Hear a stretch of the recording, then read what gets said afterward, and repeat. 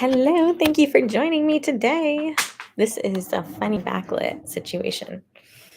All right, maybe that's a little bit better. Nope, maybe that is better. Sweet. Okay. Well, thank you so much for joining me. Today we are talking all about miscarriages. And so miscarriages obviously like they suck. No one wants to experience a miscarriage or maybe, you know, everyone has different emotional repercussions of the miscarriages. Sometimes people can move on. Some people feel like they know that maybe something wasn't right with the baby from a chromosomal perspective and that baby wasn't going to be able to, you know, be born or, you know, some any reason there can be that miscarriages can happen, right? And the stats are all over the place. There's 10, you can look on the internet and the markers of, 1 in 4, 1 in 5 pregnancies end in miscarriages. Between 10 to 20%. It's really all over the place. Obviously, much higher risk early on between, the 1 to 2 week mark, and then it decreases substantially once you get to 5 or 6 weeks and just continues to decrease all along the way. Regardless, it doesn't really matter when you have a miscarriage, it can take a serious emotional toll. But what I wanted to talk about today, and we're here to hold space for you and acknowledge your miscarriage. There's many resources for emotional healing. One of the books I love for to help people cope with their miscarriage is called Release the Doves. That book can be found on Amazon. That's a great resource. There's also, I've given that to a few friends and they've enjoyed healing with that book. There is also, other avenues to heal, seeing a mental health provider or maybe seeing um, someone else. There is a woman who's been on our podcast before. Her name's Jess McEwen, and she is a spirit baby whisperer and also like a psychic medium and just a really cool lady. And she can connect with your baby and help you kind of make amends, like, or get some peace around what has happened. There are different resources. Maybe I can link those people in the bio, or that book, and the woman in the bio, Jess McEwen. She works with people across the globe. But today, I want to really focus on the physical effects of miscarriage. So, we don't really talk about this often, but what ends up happening is when you get implantation, any implantation, so of the embryo, right, inside the uterus and it implants, okay, you start to release HCG. And that's what gives you a positive pregnancy test. Well, when all that happens, you also cascade into producing progesterone. You cascade into producing, I'm totally having a brain fire, relaxin. And estrogen also, is being produced. But the relaxin starts to be produced right away. And so sometimes people will have their peak relaxin levels around 6 weeks. And so if you miscarry after that, your body's already started to change quite significantly. And so relaxin is a hormone that can have a little bit more specificity around the pelvic joints, but it affects the whole body. And what that does is I'm going to show you here. So this is a joint. This is your pubic symphysis joint. And so it's where two muscles are with this cartilage piece, and it's called your pubic bone. And sometimes people will get pubic symphysis dysfunction in pregnancy. Well, when we have relaxin in our body, relaxin helps these joints loosen up, and the joints on the backside, the sacroiliac joints, loosen up in order for the pelvis to start stretching and accommodating this growing baby, right? And then the uterus starts growing right away. And so, we have all these physical changes. And so, if you miscarry at 6 weeks or 5 weeks, like you could still have a lot of these effects in your body. And then the later you miscarry, the more these hormonal changes have already happened. And, if you've seen any of our other stuff, you know that the minute you deliver a baby, you don't just get your hormones balanced, right? You have to, it's a long healing journey of balancing your hormones. And so the joints, they don't just automatically go back to being super stable. They stay loosey goosey for a while. And so the same thing happens with a miscarriage. So if you miscarried 3 weeks ago, 4 weeks ago, 6 weeks ago, 8 weeks ago, whatever it was, though that physical healing, like, still needs to happen.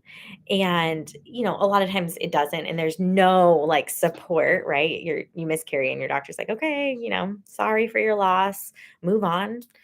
Maybe you wanna try again, maybe you're like, "I can't handle this anymore, I'm done." But, regardless of how you feel, like, no one addresses the actual physical changes that need to happen. And essentially, they're very similar changes to postpartum. Your uterus contracted to, expel the tissue. And so when that's happening, your cervix dilates and the tissue comes out. And, there can be different procedures. Maybe you had a DNC, maybe not. Maybe you just took some pills to help facilitate the cramp, the contractions and to slough the tissue in the uterine lining. And it doesn't really matter, but whatever method you use, actually it does. If you had a DNC, there can be more physical scar tissue within the pelvic floor and maybe around the cervix. But regardless, and so that would need to be healed, and you deserve for that to be healed. The more healing that you do physically, the more that can enhance your pregnancies in the future. So, um, what we end up seeing is, so whenever you have a miscarriage, not only do you have this like postpartum experience happen, right? So your joints are still loose. So what ends up happening from a pelvic floor perspective is the pelvic floor contracts to try to pull the pelvic joints back together. So here is the joints. The pelvic floor actually like contracts and kind of grips to hold everything together well, and try to give the joint some stability. Okay, and the same thing happens with some of these hip muscles. They contract and they get tight in order to help provide stability. So, um, what that can cause is, and then let's move to like the trauma piece. This is can be a very traumatic experience, right? Like, if you've ever had a miscarriage, like the amount of cramping can sometimes be actually worse than labor itself, right? And especially if chemically induced. And so, none of this is comfortable and causes, emotional distress. And anytime we have emotional distress or trauma, most of the time, you can find that in the pelvic floor.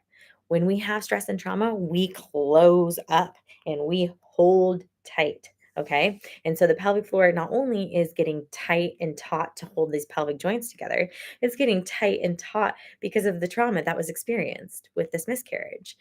And so, one of the most effective, important things to do to start initiating some of the physical healing that needs to happen after a miscarriage is to start to help the pelvic floor relax and help the body relax and essentially tell the body that it's okay.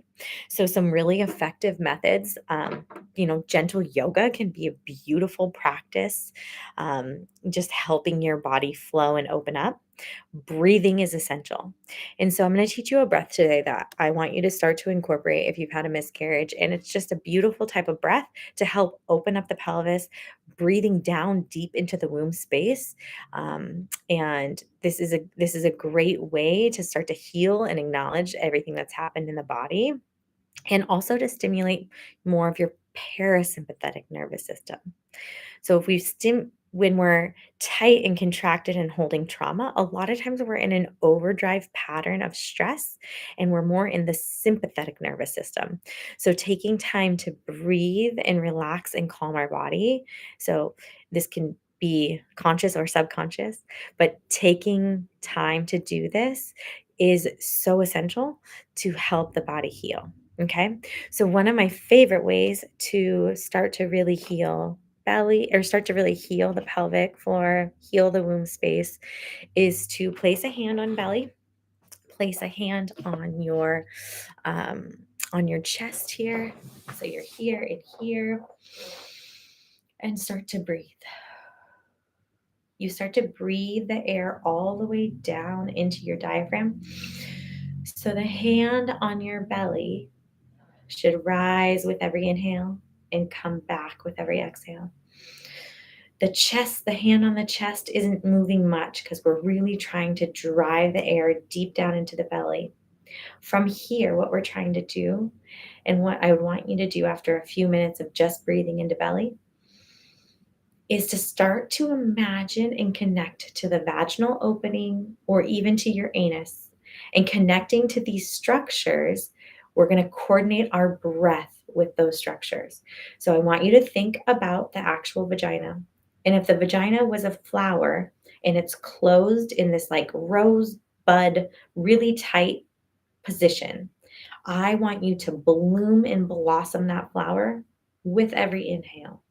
So we're opening and allowing our pelvic floor to open and release the stress and release the trauma. So your hand is on belly. Inhale and open pelvic floor. Exhale, let everything go. Inhale, thinking about blossoming the flower. See if you can connect to feeling that sensation. Sometimes if you sit on an exercise ball, it might be easier to feel your pelvic floor fully relax. Now, we're not pushing or straining, we're just simply breathing and allowing that muscle to open, allowing our anus to open, allowing vagina to open with every inhale. With the exhale, you might actually try to just keep it open and try and stay connected down there. This is a great way to start to bring some blood flow to the pelvic floor muscles. These pelvic floor muscles that get really taut and tight, when they get that way and they stay that way, they end up causing pain with intercourse. They end up causing urinary incontinence. They end up making it they just decrease the blood flow to these muscles, so these muscles don't stay healthy and happy. And so if you touch the muscles, they could feel pain or have adhesions or chronic tightness in them. That can cause hip pain and back pain.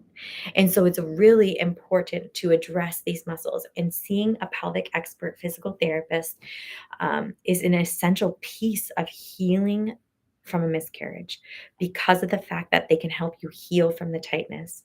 Healing this tightness pattern will increase the blood flow, which is going to help increase the blood flow also to your pelvic organs, which can help facilitate the next pregnancy. And, if that is your goal, that is a great goal. But if you're done and you don't want to try anymore, um, it's also just a great way to heal your pelvic floor for the rest of your life. So if you're going to, have treatment, increasing the blood flow, getting these muscles super healthy so you're not the 50, 60, 70-year-old lady that is peeing their pants or needs diapers and then, ends up getting pressure sores and, having that whole cascade of events that is like almost just so standard and common in America that we accept that peeing our pants is normal is horrendous. And that causes a downward spiral that is, of many, many issues. And a lot of people, in later in life become dependent on Depends and other, pads. And first off, that's extremely expensive. The incontinence industry is a multi-billion-dollar industry. And so they don't really want you to know that there's these holistic methods to really healing your pelvic floor so you don't have to rely on this stuff as you get older. Um, and so that's my little spiel about why it's important to heal the pelvic floor so you can heal from this trauma and start to, and maybe you're not ready to heal from this trauma, and that's okay too. Maybe you need to take a more psychological approach and work with a mental health therapist that can help you heal that. Or maybe a spiritual coach, or maybe, it can be anyone or an energy worker. There's so many valid, beautiful healers that can really help facilitate this process for you. But one of the most essential physical processes to go through, which can help facilitate and progress the mental process, is working with a pelvic expert physical therapist who can help your pelvic floor heal from heal from the miscarriage. And so that is my spiel for today.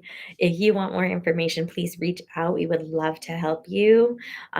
If you don't live close by, we have intensive programs where people fly here and they stay for maybe 2 days to a week and do consecutive hours of therapy to really truly help their body facilitate this healing. I briefly mentioned that if you had a DNC, a lot of times there is more scar tissue, excuse me, in the actual pelvic floor because of how aggressive DNCs can be. But there's also, adhesions in the pelvic floor can also happen from chronic infections, or even just one infection. So it could have been a UTI when you were a kid, and you might have some scar tissue or adhesions from that. Yeah, so I hope that was helpful, and I hope that this message finds you in a time where you're ready to help yourself. And if it doesn't, put this in your pocket for, down the line when you're ready to really start healing your body from the inside out. All right, take care.